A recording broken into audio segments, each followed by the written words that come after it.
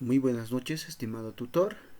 He preparado mi mapa conceptual en base al tema y el planteamiento del problema que ustedes nos han brindado en cuanto a la evaluación de aprendizajes.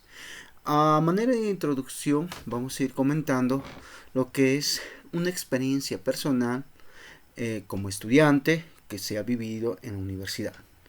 Hay un choque que se da al momento de salir del colegio a la universidad, ya que pasamos de ser un colegial a un universitario. El caso viene que al momento de las evaluaciones uno se sentía nervioso y tenía mucha intriga al momento de realizar, ya que no podíamos determinar si mi aprovechamiento en el examen fue óptimo o me faltaba. Y una vez que recibía mi nota, yo tenía que conformarme en aceptar. ¿Esto por qué? Porque a medida de eso, los docentes nos evaluamos.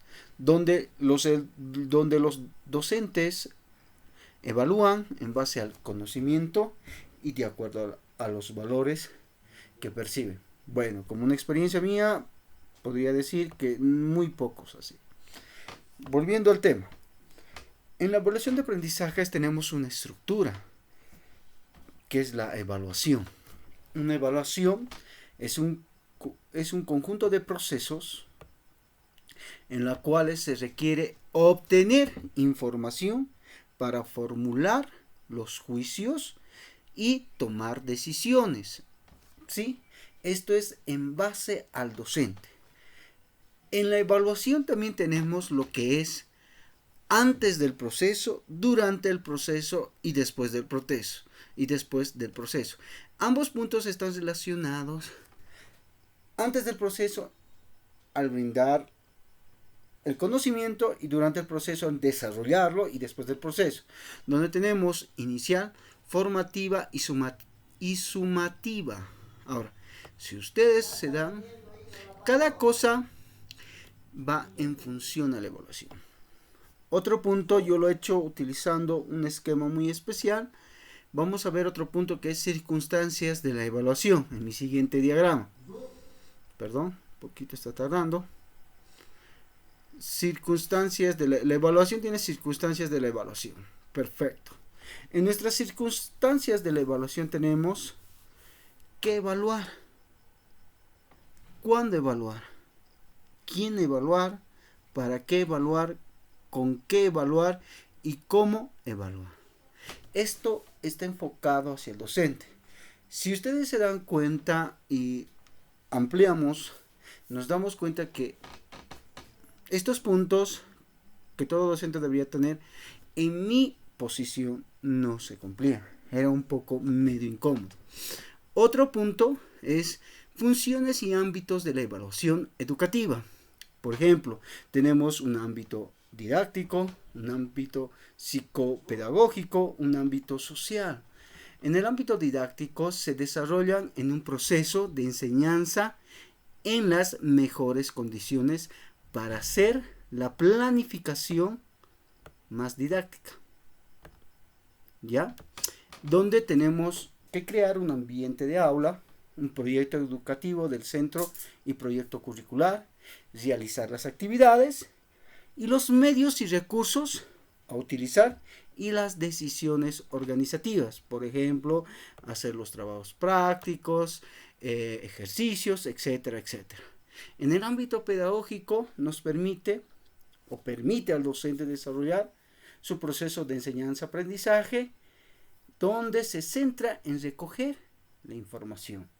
En el ámbito social es un punto que me ha llamado la atención, a pesar que en los aspectos personal en las universidades no se toca, ya que la evaluación educativa tiene repercusiones sociales que afecta tanto a la institución como al personal. Y a esto me refiero porque si ustedes se dan cuenta, hay muchas personas que repiten y repiten una materia y queda un estrés, queda una, ¿cómo lo podría llamar? Queda una anécdota muy penosa para el estudiante.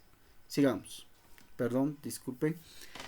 Otro de nuestros puntos que tenemos que ver es planificación de la evaluación, que debe estar precedida por la reflexión, ¿ya?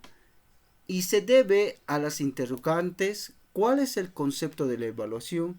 ¿Qué se quiere hacer con la evaluación? ¿Qué entendemos por evaluar? ¿O de qué evaluación estamos hablando?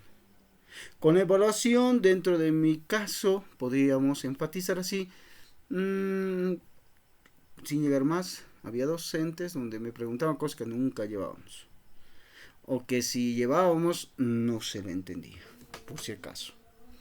Otro punto muy fundamental es de que en la planificación de la evaluación es fundamental una adecuada planificación que nos permita proyectar un fundamento y seguridad. En este énfasis podríamos decir que había docentes donde nos permitía hacer la revisión de nuestros exámenes. Ojo, donde podíamos guardar la información y no había errores. Aunque sí he visto en algunos aspectos que yo podría recalcar que docentes que había probado, resulta que estaba mal. O sea, parecía como reprobado. Me pasó. Espero que ninguno más, pero así. Conclusión. Desde mi punto de vista, la evaluación era muy tradicionalista en cuanto al enfoque de la educación. Y en mi punto de vista no buscaba la superación del estudiante, solo buscaban el conformismo del estudiante y que se aferre a esas circunstancias, que no busque superarse. Ojo que, si bien puedo recalcar que había un docente que decía: el 100 es para Dios y no para un estudiante.